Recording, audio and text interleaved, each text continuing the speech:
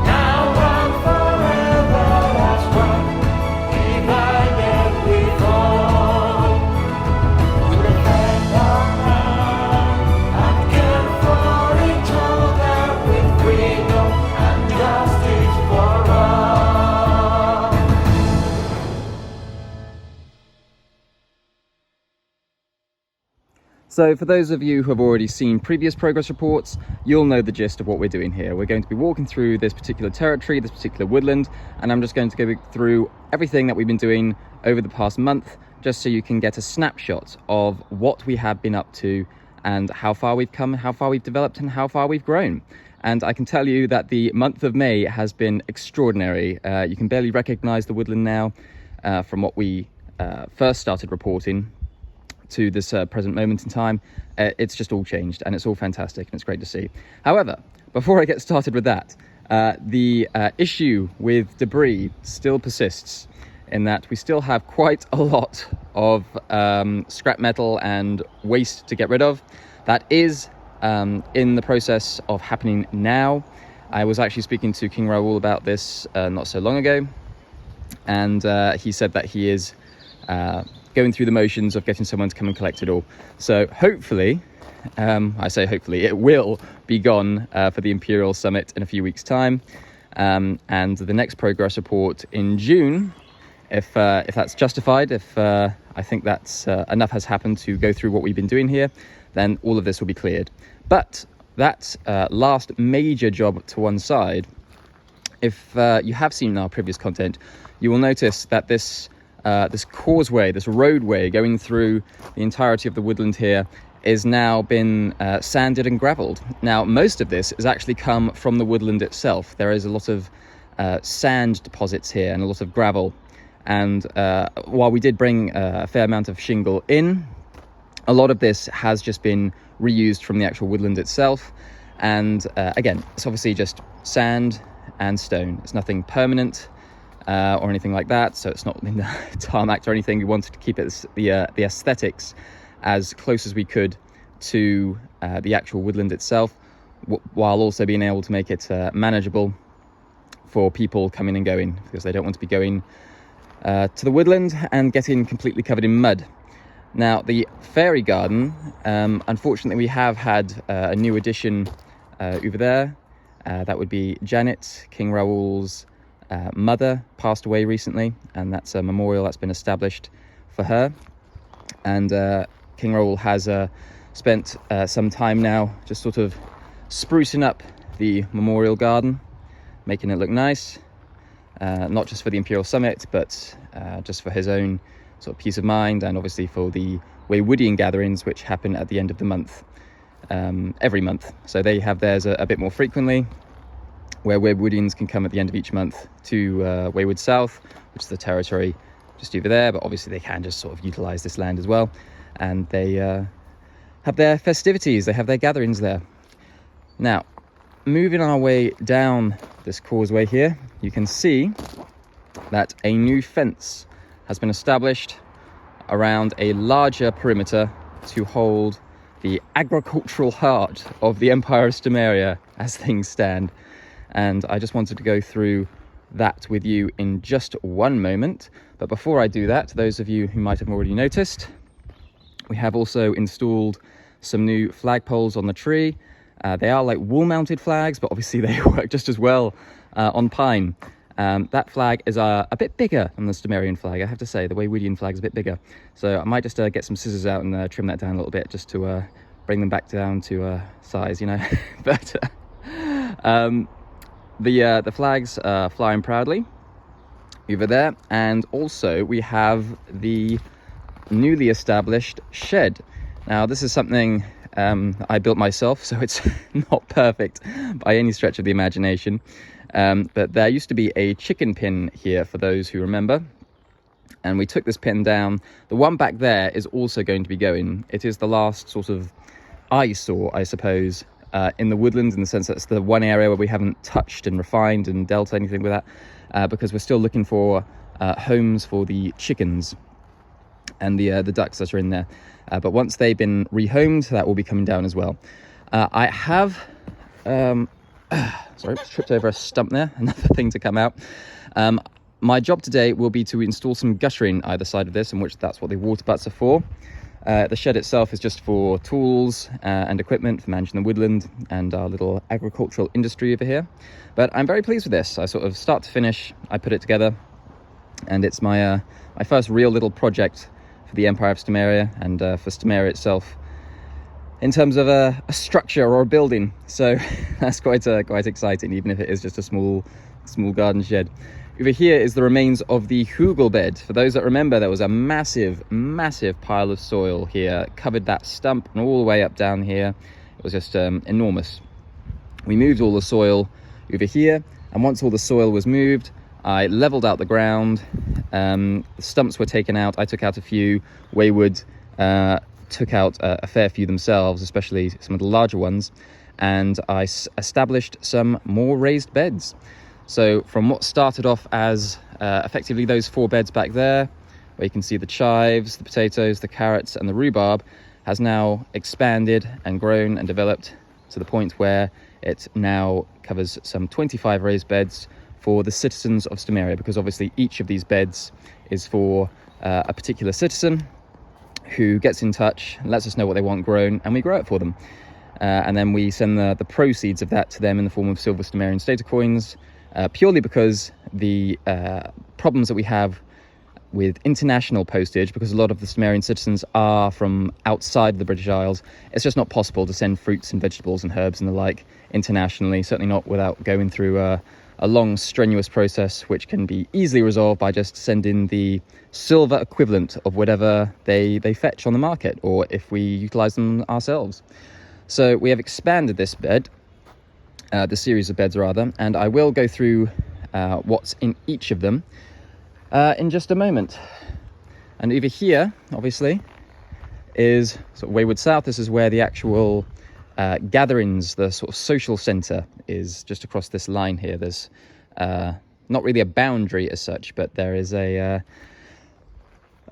legal distinction between Wayward South and Southwood. They are 2 separate plots. I think it runs across here, run down the causeway somewhere along there, but there is no real distinction in terms of us sort of moving from one to the other, because obviously both territories are a part of the Empire of Stomaria, and so we have a rather borderless system.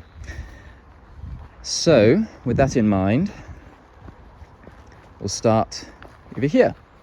Now this, oddly enough, is actually a grapevine, and I initially didn't have much of an expectation in this being able to grow. This was actually a gift. We didn't actually buy it, but this was actually given to us, so I thought, you know, we'll plant it in there, we'll see what happens, and it seems to be doing okay. So we'll see if it continues to grow, because this has been a fully matured grapevine in times past. It has had edible grapes growing from it, so we look forward to seeing if we can get any in the years to come, because I believe they take some time to actually grow. Over here, I'm just gonna have to remember what all of these are now. Over here is swede and broccoli. We've got marrow, corn, as in corn on the cob. These are cucumber, lettuce, I'm going to say. Here we have pepper, the bellboys, I think they're called. Over here we actually have some Brussels sprouts, so they'll obviously be a long time coming in there. we have the carrots, some of the original ones that we planted. They are growing, but they don't look as bushy as I thought they might be. So perhaps they've not done as well as I had hoped, but we're going to have to see about that one. Obviously the potatoes in here, the very first things that we planted again, have done extraordinarily well. So as I said before, anyone that tells you can't grow things in the woodlands, I mean, well, there you go, there's your proof. Over we have 2 rhubarb plants, which seem to be doing well, followed by chives in this one. So this bed originally we had mint, chives, thyme, lavender and all the rest of it, but it just didn't take. So a little while ago we actually planted some chives from the actual plant, and it seems to be doing very well. So hopefully that'll spread out in the fullness of time, or we can just split it apart and spread it around the bed, but hopefully this will be a nice little bed of chives in the years to come. This bed has not yet been utilized, nor is this one, nor is this one. Still waiting for some compost and the actual plants to arrive. I can't actually remember what we're waiting for. I think it's lavender and mint and onions, I think perhaps. But I'll have to double check that one.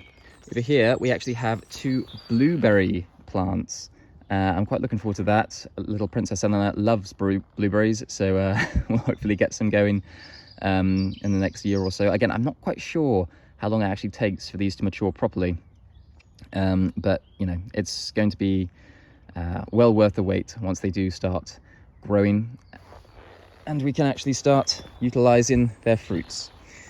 Over here we have garlic. Now these are actually from King Raoul of Wayward. He actually gave me these garlic bulbs, I suppose you'd call them, little sort of cloves, and they had started growing in a little tray. He asked if he could plant them in one of the beds. I said yes, and so they are in here, and they seem to be doing all right. Over here we have strawberries, which I believe are starting to actually bear fruit, which is fantastic to see. Little Princess Eleanor, again, big fan of strawberries, so she was very keen to eat them when she was last here yesterday. But I did have to explain that they had to be red before she ate them. She was a bit disappointed about that. But once they're grown, then they will also yield some fruits. I think, like the blueberries, we might have to put a cage or something over them just to stop the birds and the like from nibbling away at them. But we'll see how that goes. Over here we have shallots. These are shallots that were grown from seed, and these shallots were grown from the actual shallot itself, the bulb. I'm not even sure if you call it a bulb. What's the word? Someone tell me what the word is. I'm sure it's not bulb. But they were from the larger specimen, if you like. And again, both of them are doing very well, particularly these ones. And I'm very looking forward to utilizing those, because shallots are something that are used, as is garlic, in our household. So look forward to reaping the benefits of that as and when. Over here, now I can't stand beetroot, but this is beetroot. My wife, Empress Samantha, loves beetroot, so hopefully she'll be able to tuck into that before too long. The artichokes, now these were planted relatively early on, but they're just not coming up, and I'm not quite sure why. Maybe it's a little bit too shaded in this neck of the woods. I don't know, but everything else seems to be doing all right, so I'm not quite sure why these would struggle as they have, but we'll see how it sort of transpires. If they're no good, then we'll pull them out and we'll plant something else, because I want all the beds to be utilized all the time. And over here, just to highlight the point, is another batch of potatoes. Now these were actually planted maybe a month or so after the original potatoes over here.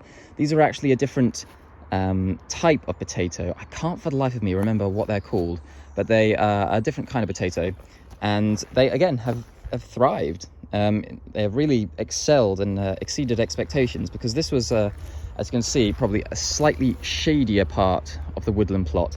We are starting to move more towards that direction, because that's where the sun initially hits and stays for some time.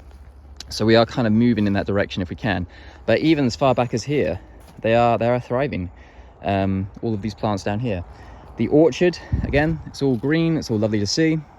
I'm not seeing any fruits on any of them, but they are nevertheless continuing to grow, continuing to leaf. They're all alive, and it's all just fantastic to see.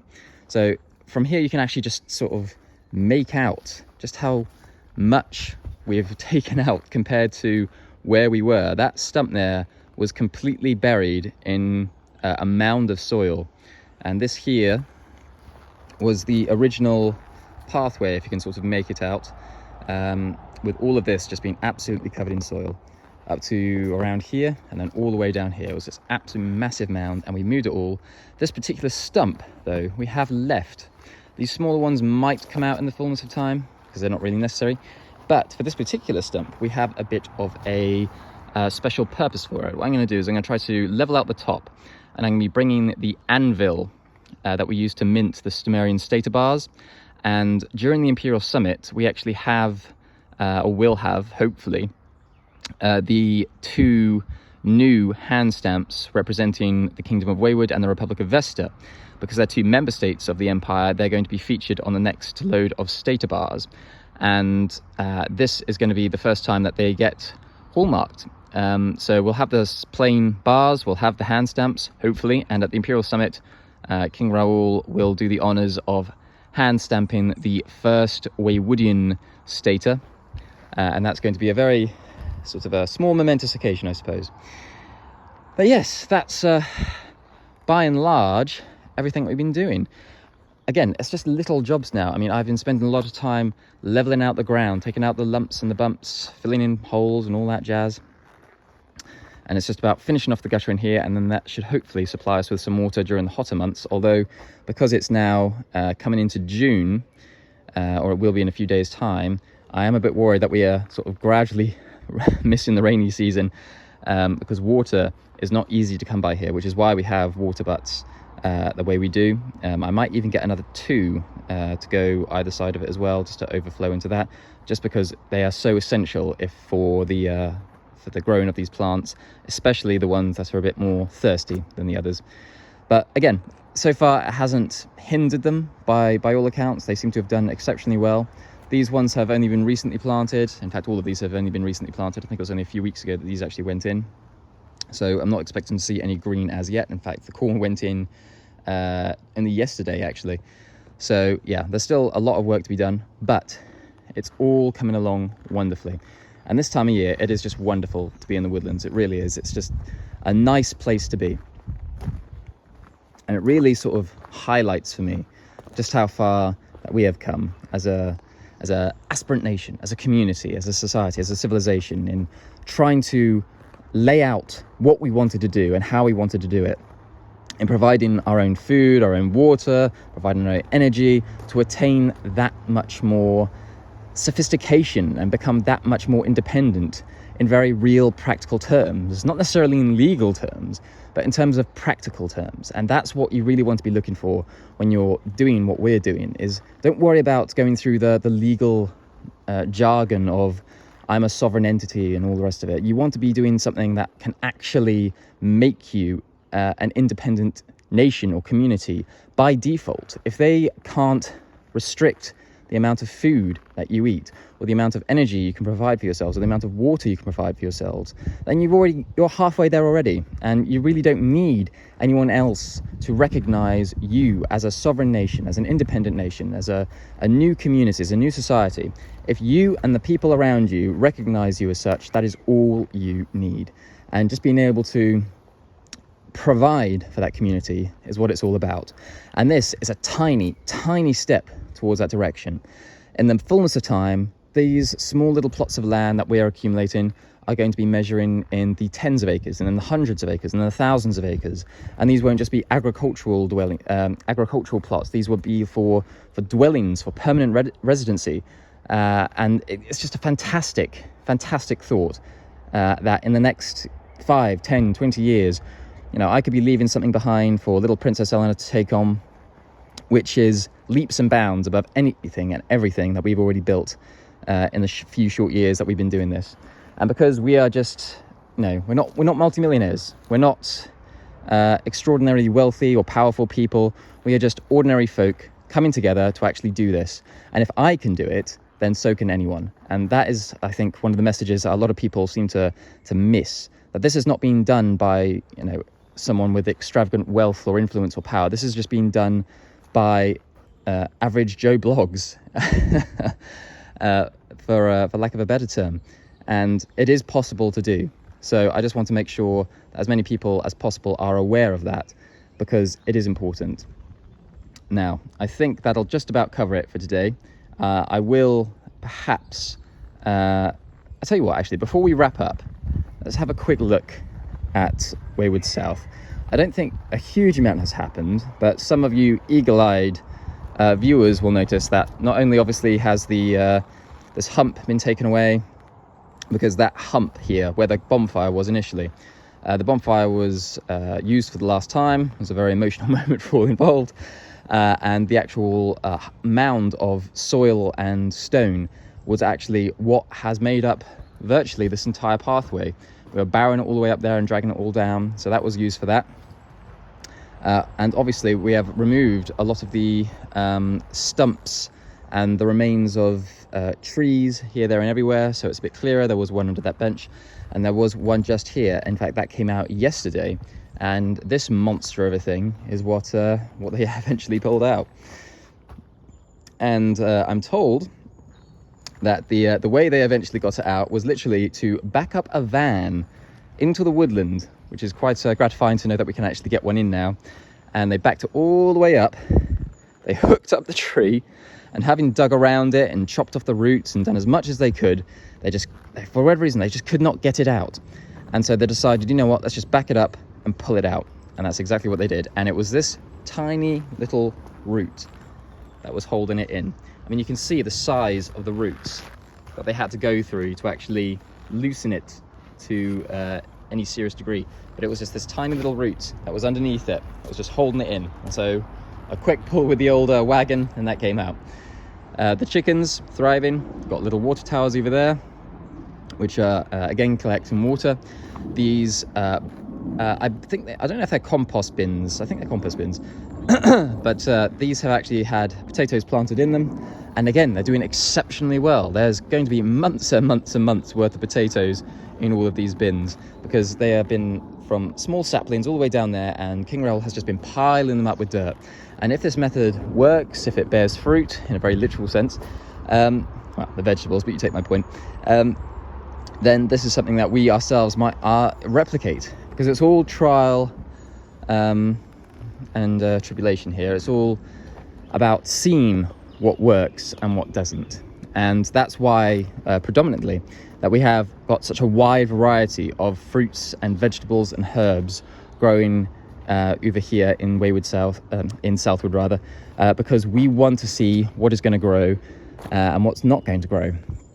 And then anything that does grow and does thrive, we are going to replicate if we can. And anything that dies off or just doesn't succeed in any shape or form, then we will know that that's just a non-starter here. So it's all about trial and error. It's about trying to see what works, see what doesn't, and then taking those results and making the most of the woodland. There is obviously still space to put in more beds, but that'll be for when we get more citizens. These beds are not cheap to install in terms of the actual bed itself, the compost, the actual seeds, the plants. If we want more state-owned beds, then I'll perhaps install some myself. But until we get some more citizens, we won't be installing more beds. So we'll hopefully leave it at that for a little while, and we can take a bit of a breather in terms of establishing more of these beds. But yeah, hopefully that gives you an idea of what we've been up to for the last few months. A lot of de-stumping, new pathways, new flags flying in the breeze, new fencing, just getting rid of a load of rubbish, establishing sheds. It's just all happening, and it's very exciting, and I get very giddy when I wake up in the morning and I think, you know what, we're doing it. From 4 years ago, when we put all this in theory on our website, this is what we want to do, this is what we aspire to do, and now we're doing it. And it's fantastic to see. And I know the Stomarian citizens in particular are very jubilant about what we're doing, not least because we're not engaging in things that are pointless endeavors. You know, we don't do things like, you know, mutual recognition treaties or micronational wars or anything like that. We're about building, about creating, about thriving and prospering. And yeah, I'm waffling at this point because I'm so excited about what we're doing. So I will leave it there. But if you did want to become a part of the Stomarian community, then please feel free to do so through our Patreon campaign, the link of which I shall leave in the description below as always. But otherwise, if you did enjoy this video, then please feel free to give it a like, subscribe to our YouTube channel, and we'll catch you in the next one.